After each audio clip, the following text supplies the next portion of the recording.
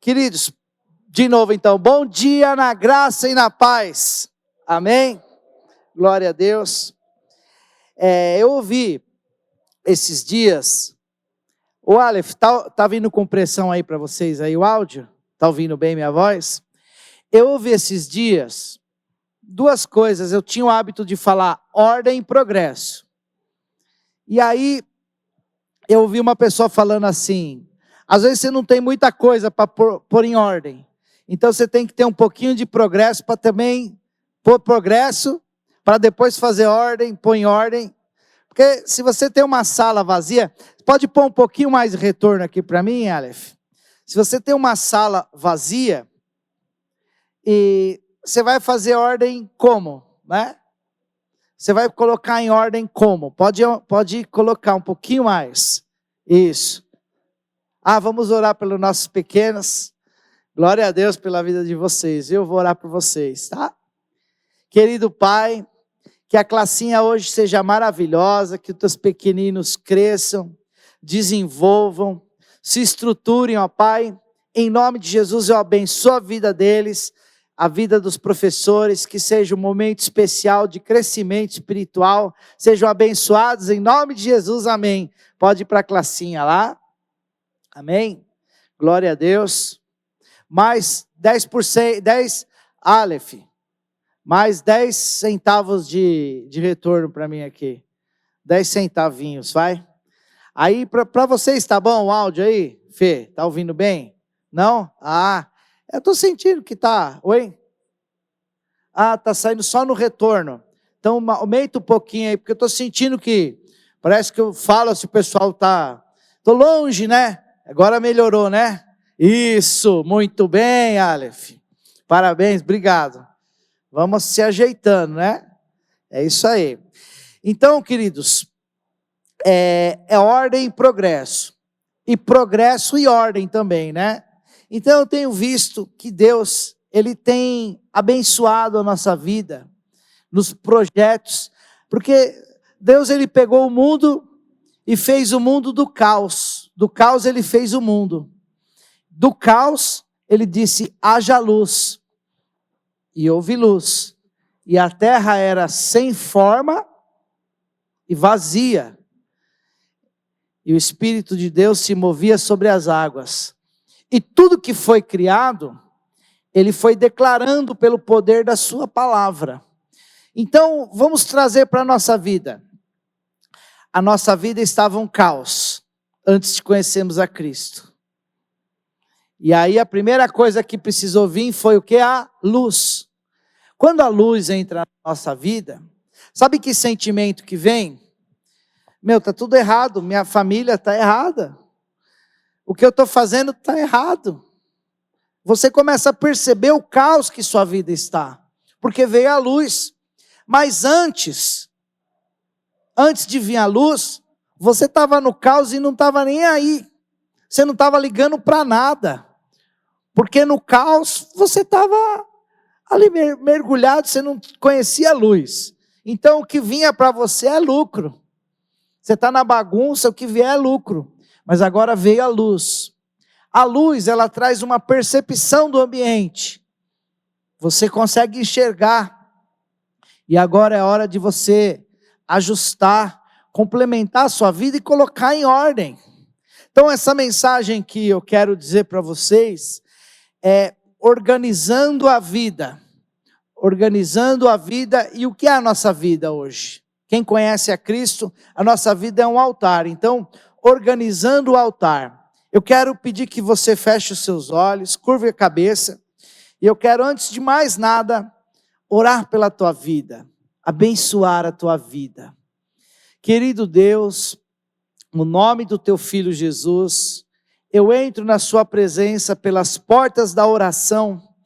E peço, Pai, que o Senhor venha abençoar a vida dos teus filhos. Liberando, meu Pai, uma compreensão, para que teus filhos possam absorver o máximo dessa palavra, para que eles possam crescer e se estruturar no máximo, Senhor, e recebendo uma direção para que possam fazer mudanças tremendas na sua vida, em todas as áreas, na área familiar, na área conjugal, na área financeira, na área espiritual, na área ministerial. O Senhor é um Deus que até os nossos fios de cabelos estão contados.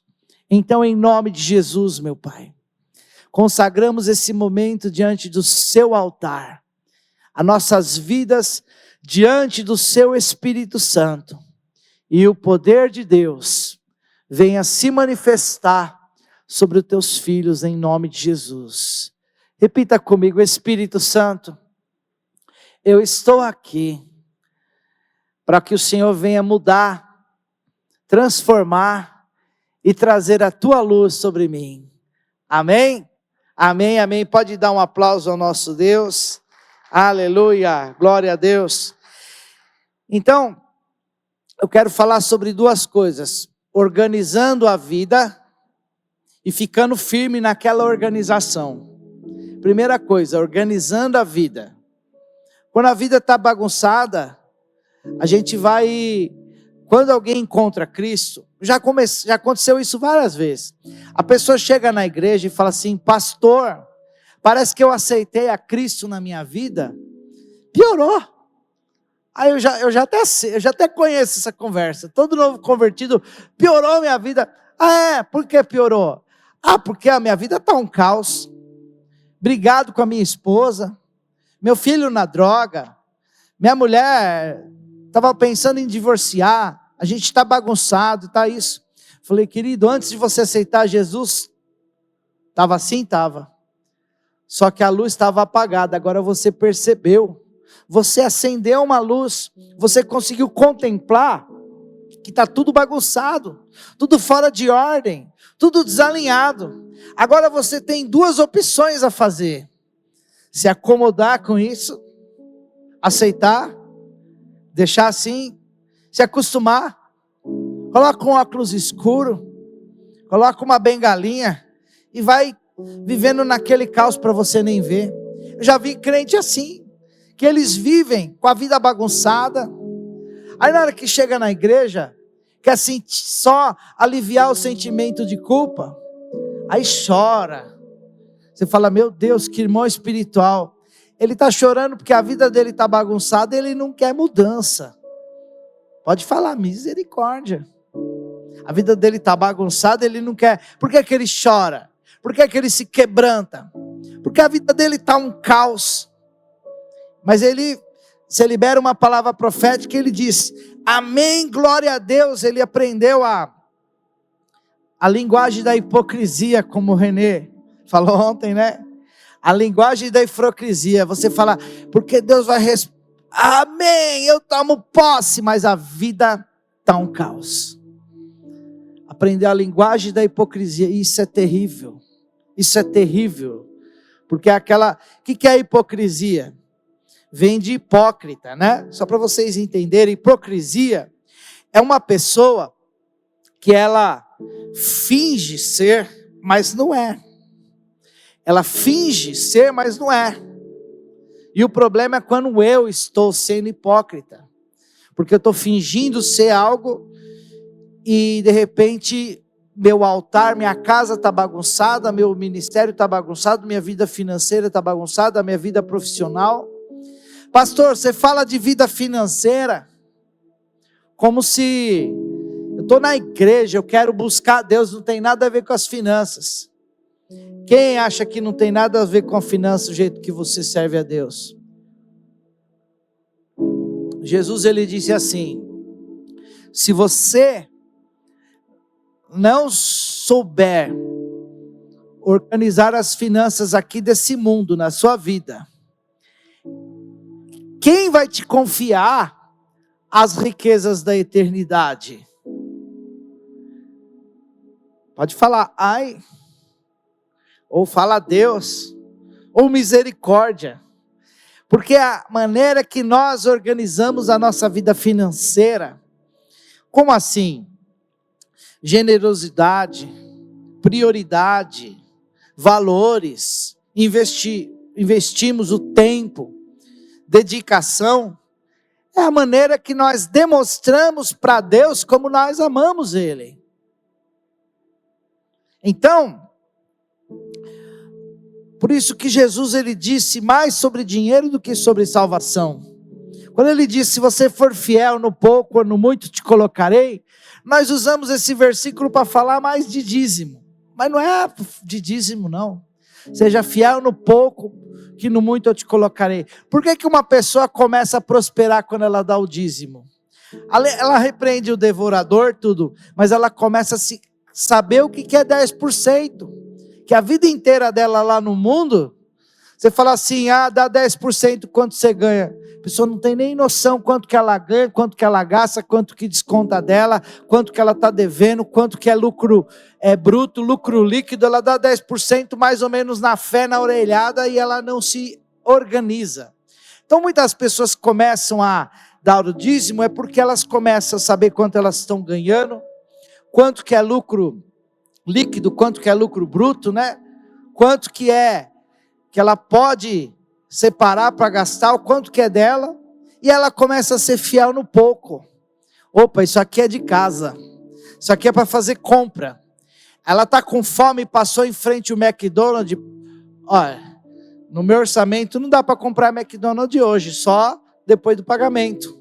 Agora se a pessoa está doida, o estômago fala mais alto que a responsabilidade, ela vai, depois a gente vê, vou pegar um empréstimo lá, vou ficar no especial, aí além de não dar, tem que pagar juros, tem que se comprometer. Então ser fiel no pouco é você se organizar em todas as áreas também financeiramente. Eu estou usando exemplo da financeira, mas eu quero falar hoje sobre restaurar o altar. O que é o altar? O altar é aquilo que a gente gasta de tempo, é espiritualidade, nossos relacionamentos. O altar é tudo aquilo que a gente tem de uma vida com Deus, de uma vida com a família, porque na família existe um sacerdócio na família, existe um altar na família, existe um altar. Então, eu quero ler alguns textos com você. Primeira, Josué, Carlos, capítulo 4, versículo 1 ao 9, diz sobre as 12 pedras do Jordão, e é interessante que Josué manda pegar cada uma das pedras para lembrar de onde Deus tirou eles. Então, cada tribo pegava uma pedra, e cada pedra contava uma história de libertação. Pode colocar, Josué, capítulo 4, versículos 6 e 7 fala sobre isso. Para que isto seja por um sinal entre vós, e quando vossos filhos e os futuros perguntarem, dizendo, que significa essas pedras? Então lhes direis, que as águas do Jordão se separaram diante da arca da aliança do Senhor, passando ela pelo Jordão, separaram-se as águas do Jordão, assim essas pedras serão para sempre por memória aos filhos de Israel. Olha que interessante, que profundo isso daí. Eles passaram pelo Rio Jordão, o Rio Jordão aconteceu um milagre que o Rio Jordão abriu. E assim como Moisés passou pelo Mar Vermelho, Josué passou pelo Rio Jordão que abriu.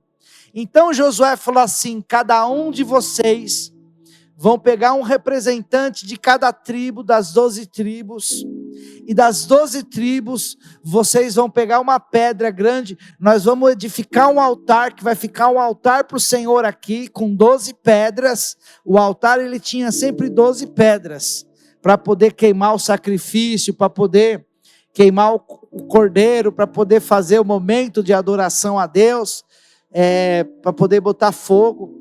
E aí, cada um pegou uma pedra e depois atravessou com aquela pedra nas costas, para ficar um memorial. Então nós temos que lembrar o que Deus fez na nossa vida, para poder ter fé, para Ele fazer de novo. Como nós cantamos, vem mais uma vez e faz tudo novo. Por que vem mais uma vez e faz tudo novo? Porque um dia, quando eu aceitei Jesus, primeira vez que eu recebi a Cristo, Ele fez nova todas as coisas na minha vida, não fez?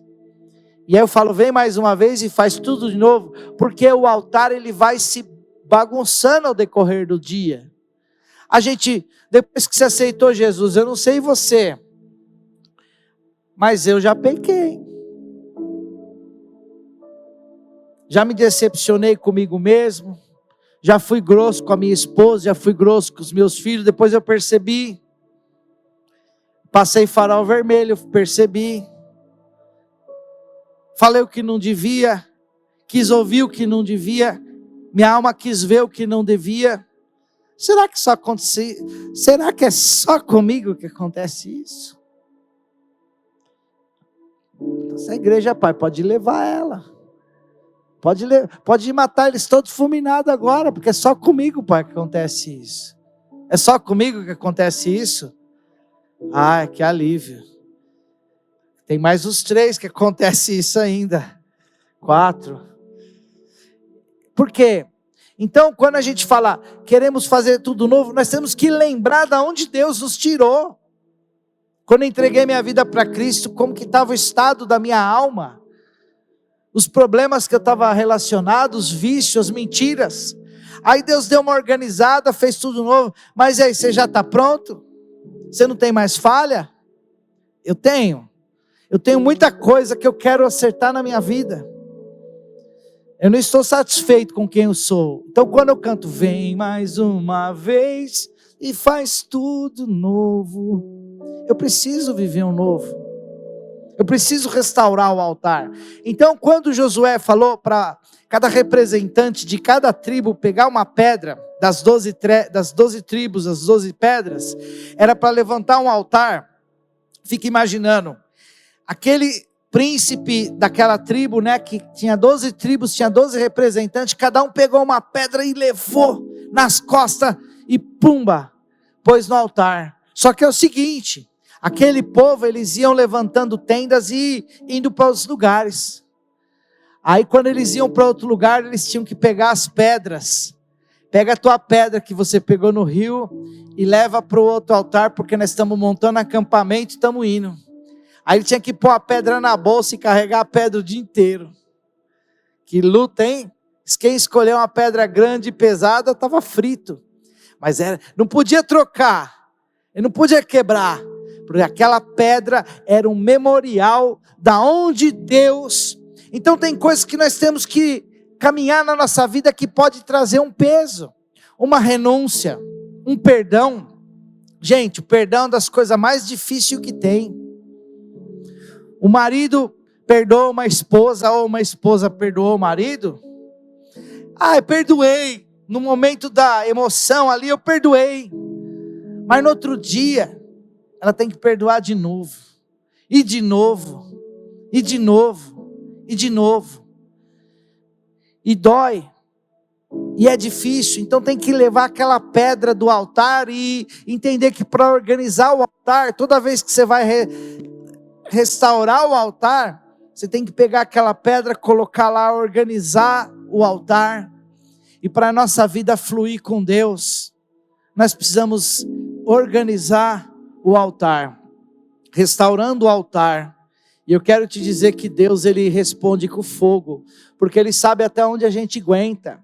Então quando nós cantamos assim, eu quero queimar, preciso do teu fogo, em 1 Reis, Carlos, número 18, versículo 30 ao 32, fala que o altar ele precisa estar em ordem, para ser respondido com fogo. Então Elias disse a todo o povo, chegai-vos a mim, e todo o povo se chegou a ele, e restaurou o altar do Senhor que estava quebrado. Versículo até o 32, né? Elias tomou 12 pedras, olha aí, 12 pedras conforme o número das tribos dos filhos de Jacó, ao qual veio a palavra do Senhor dizendo, Israel será o teu nome. Lembra? Memorial, 12 pedras, e o 32. E com aquelas pedras edificou um altar em nome do Senhor. E depois fez um rego ao redor do altar em segundo da largura das suas medidas de semente. E Deus, o que aconteceu? Quem não sabe o que aconteceu nessa história, eu conto, é rapidinho essa história. Sabe? Então eu vou chamar vocês aqui para falar. Quem não sabe o que aconteceu nessa história? Essa história, o profeta Elias tinha lá uns caras que cultuavam um deus Baal, e aqueles provocaram Elias, falou assim: o seu Deus não é um Deus vivo não, nossa imagem aqui é essa imagem, então vamos fazer um altar, eu faço um altar, e vocês fazem o altar dessa imagem de vocês, e vamos ver o que vai responder. E ali ele organizou o altar, ele pôs em ordem o altar, e falou: agora vocês... E aí eles começaram a clamar para o Deus Baal, e clamava de dia, e falou assim, grita, e Elias ficava falando, grita mais alto, acho que ele deve estar com problema de surdez. E aí eles começavam a se machucar, se bater, vai, se machuca mais, grita mais alto, quem sabe aí ele vai ouvir, talvez ele esteja almoçando, vai lá e berra. E eles clamavam. Aí quando Elias começou a restaurar o altar, falou: é fogo? Então traz água. Era época de sede, de seca, estava 3 anos de seca, traz lá água. Trouxe água e ofertou água como jogou sobre o altar.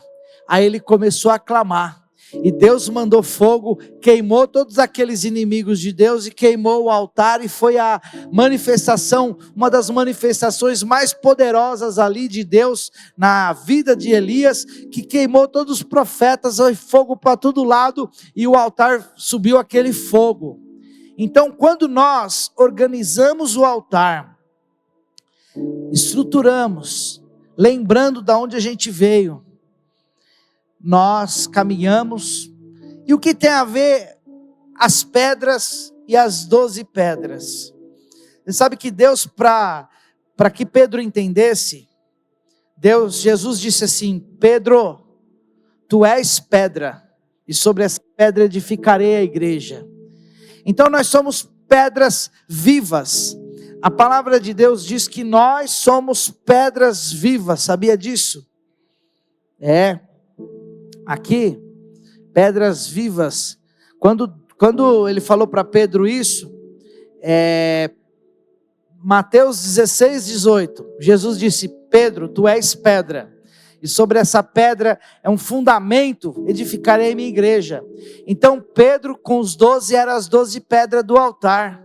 Vocês estão entendendo que pôr em ordem o altar é você que quer viver uma vida espiritual. Agora eu falei sobre restauração da família, sobre restauração de organizar a casa.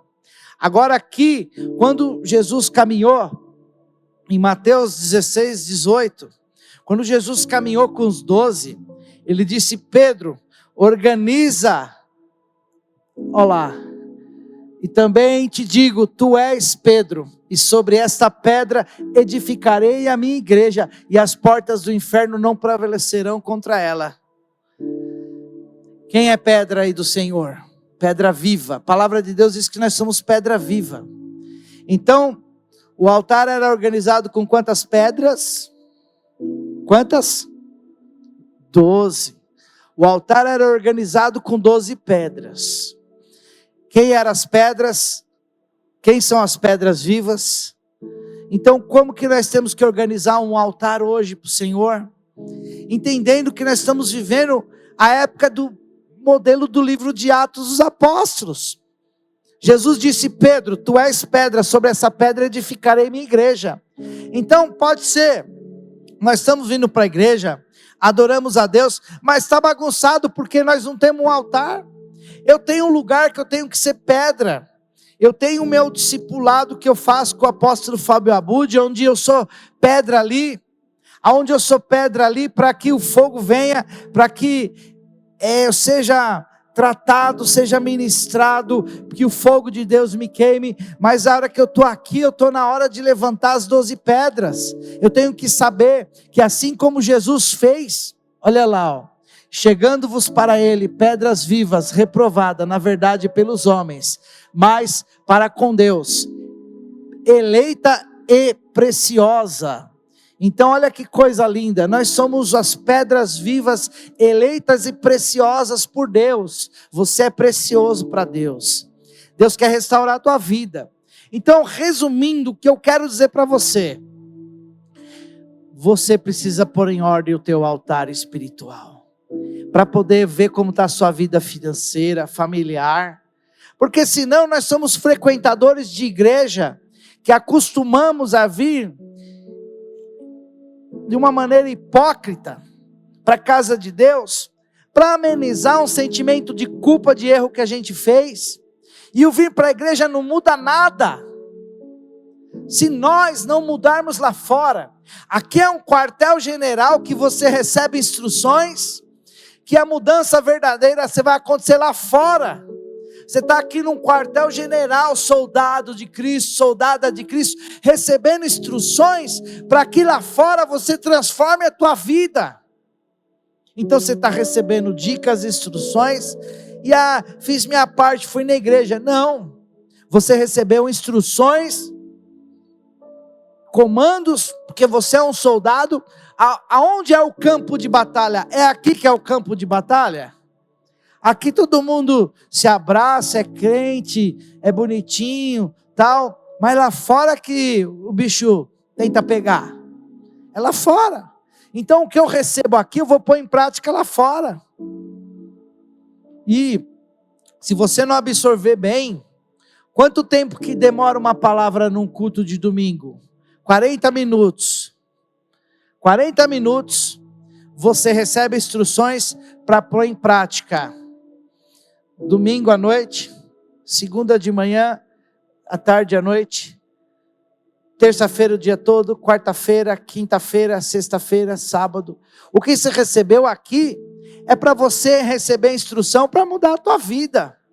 Nós não estamos vivendo mais uma religião dos crentes, não é isso não. Quem não sabe vem, está panguando, eles podem ver isso e pensar que é isso. Religião dos crentes, não é isso não. É recebendo instrução para transformar a vida. Restaurando o altar, colocando em ordem a família, colocando em ordem as finanças, colocando em ordem nossa vida com Deus, nosso relacionamento. Aonde é o nosso primeiro e maior altar? Nosso lar. É a base da nossa casa. Se o lar estiver ruim, tudo está ruim. O que adianta seu lar estar bagunçado e você ter um bom emprego? O que adianta seu lar estar bagunçado e você ter uma roupa nova?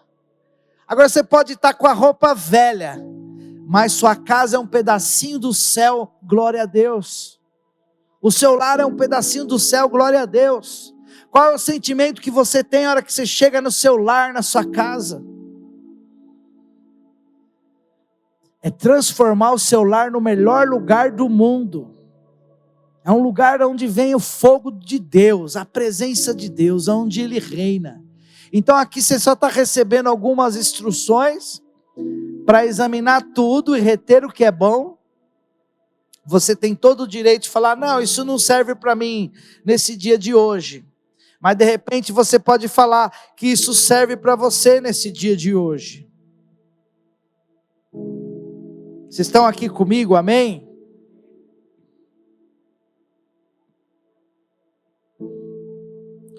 Então eu quero só fazer algo para você pensar. Josué levantou um memorial.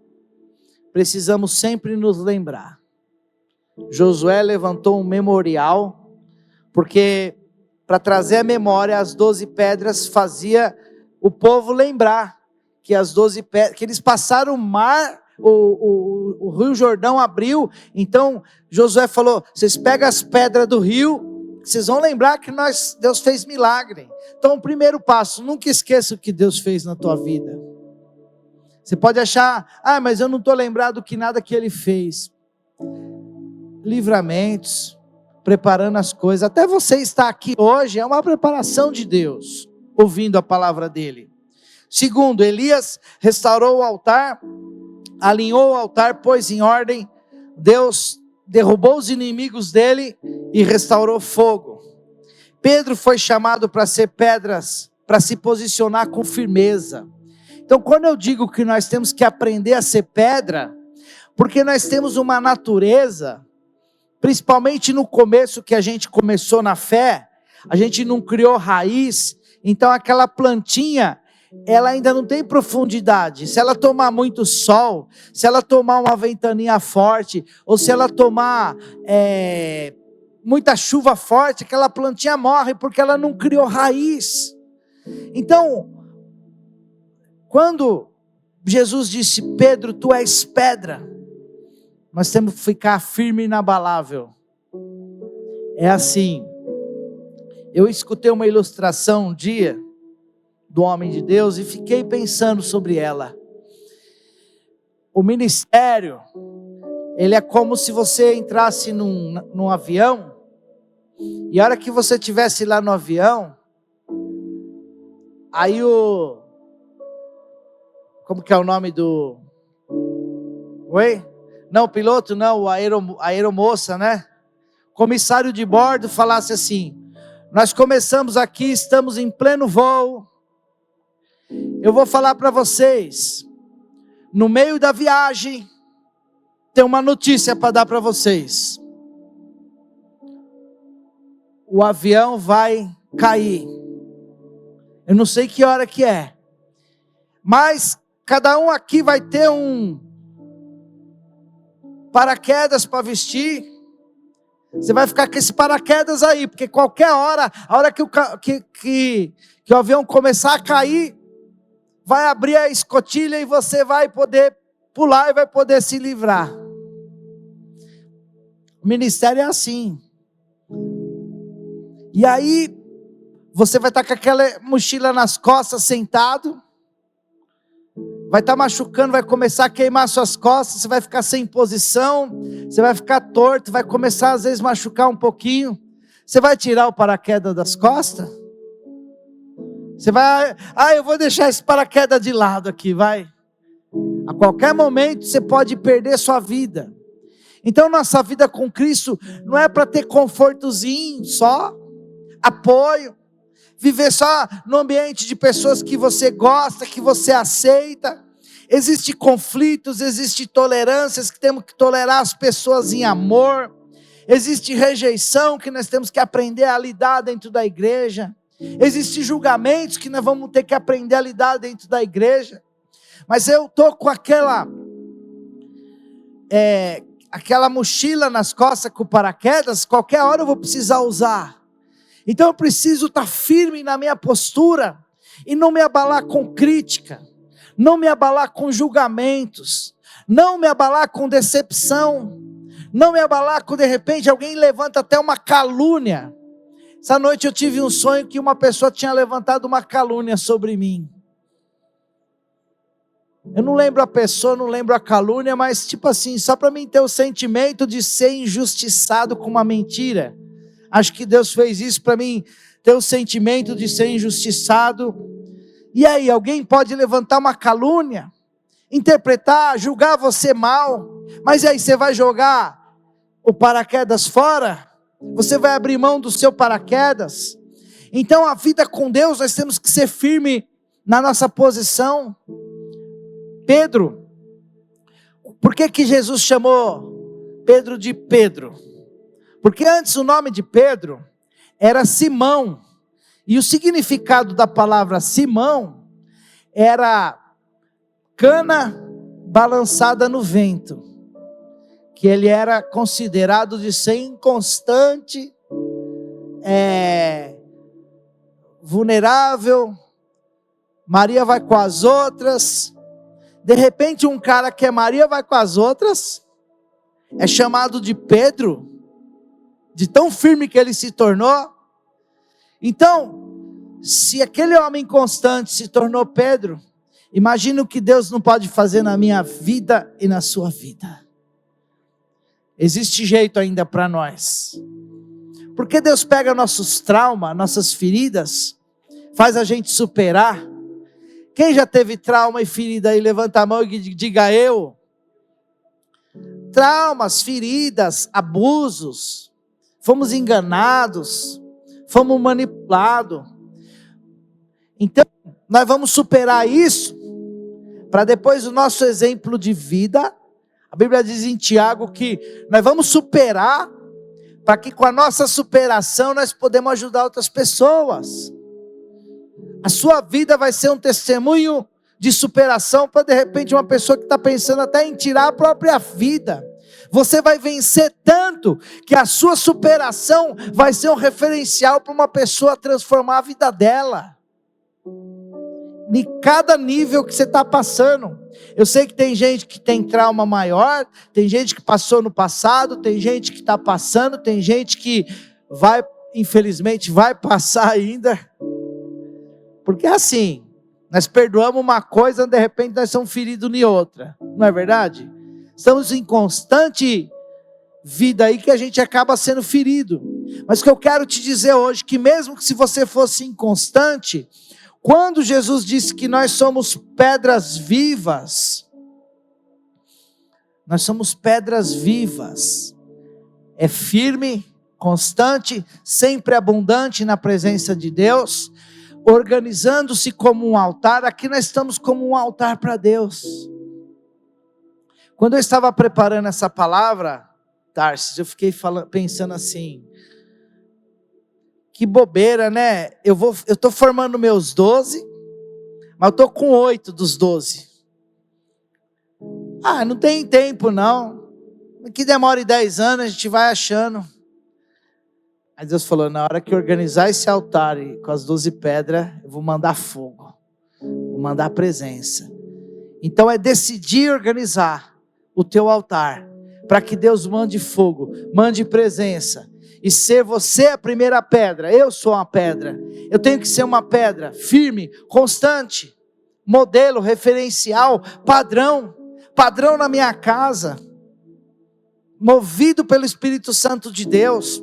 Então hoje aqui, levante um memorial para Deus, restaure o seu altar organizando as pedras, seja firme e constante. E o último que eu quero colocar aqui é o peitoral sacerdotal carregava 12 pedras. Então nós temos que carregar essa visão de ser pedra no nosso peito e pensar, se Jesus escolheu 12 homens para caminhar a vida inteira dele, Jesus escolheu 12 homens, quem é o nosso maior referencial? Quem é o seu maior referencial? O meu é Jesus. Quem é o seu maior referencial? Alguém falou, quem? Faustão, não? Quem é o seu maior referencial? Então tem aí uns 3 que já tem Jesus. Parabéns, tem Jesus como maior referencial. Quem tem Jesus como seu maior referencial? Se Jesus é o nosso maior modelo, maior exemplo, escolheu 12. O que eu posso fazer para viver a importância do meu chamado? Tenho que escolher 12. Já escolheu 12? Aonde está esses 12? Está no peito do sacerdote, no coração de Deus. Então buscar no coração de Deus 12. Entender que a visão ela vai funcionar na nossa vida para a gente viver um altar além da religiosidade. As pessoas que entrar aqui vai ver sua superação, vai vencer. Vai ver como você venceu e vai vencer. Vai ver como você está firme e vai ficar firme. Porque ela vai te conhecer, nossa, você era bagunçado, hoje você está firme. Como você é firme e posicionado, a sua transformação vai mostrar para as outras pessoas. Eu acredito muito nisso, porque Deus transformou minha vida. Eu estava perdido na bagunça, perdido ofendendo, sendo egoísta, sendo falho, e ali eu falei assim, só que eu quero acertar uma coisa que eu falo aqui, que é importante. Esses dias no clube eu estava fazendo evangelismo para um rapaz, eu falei, rapaz, você precisa entregar sua vida na fé para Cristo, porque daí Deus vai restaurar sua família, vai restaurar suas finanças, restaura a sua saúde. Ele falou, minha família está muito bem, eu não preciso da muleta da religião, ele falou para mim. Minha saúde está bem. Ele foi falando as coisas, foi me deixando assim. Eu falei, Deus, como que eu saio dessa? Aí Jesus falou, olha, você está falando do evangelho da superação que acontece, é verdade. Mas o evangelho é da salvação, do arrependimento, do perdão dos pecados, da vida eterna. O resto é lucro. E aí eu peguei e falei para ele, tá bom então, você tem a vida restaurada, ganha bem, é estabilizado, tem os prédios de aluguel, dá aula lá no Pentágono, bem sucedido, um cara bacana. Para onde você vai quando você morrer? Aí ele tomou o choque. Aí eu já entrei no plano da salvação. Jesus Cristo morreu pelos seus pecados. Não, mas eu não acredito assim. Você acredita na Bíblia? Acredito. Eu comecei a mostrar que ao homem é dado morrer uma só vez, depois seguir o juízo.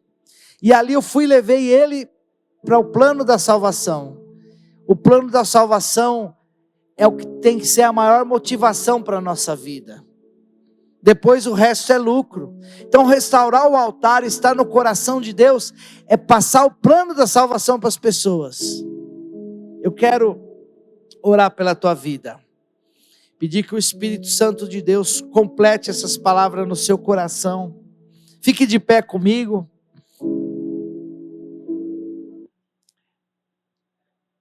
Espírito de Deus, Santo e eterno Deus, Senhor dos senhores, Deus majestoso, vem sobre tua igreja amada, para que haja uma restauração dos altares. Eu sei que o Senhor fala com cada um de uma maneira individual, diante do que eles estão vivendo no momento, Pai. Uns com a família, outros com a finança, outros lutando pela saúde, outros lutando pela vida amorosa, outros lutando para se restaurar. Mas o principal, ó Deus, é que o nosso nome seja escrito no livro da vida, para que venhamos passar a eternidade contigo. E aí depois nós vamos nos alegrar, mas a alegria maior tem que ser essa: o nosso nome é escrito no livro da vida. E o nosso nome escrito no livro da vida, nós vamos experimentar e ver que o Senhor é bom. Eu quero provar. Levante suas mãos aos céus. Diga que você quer provar. Eu quero provar e ver somente a ti, Jesus.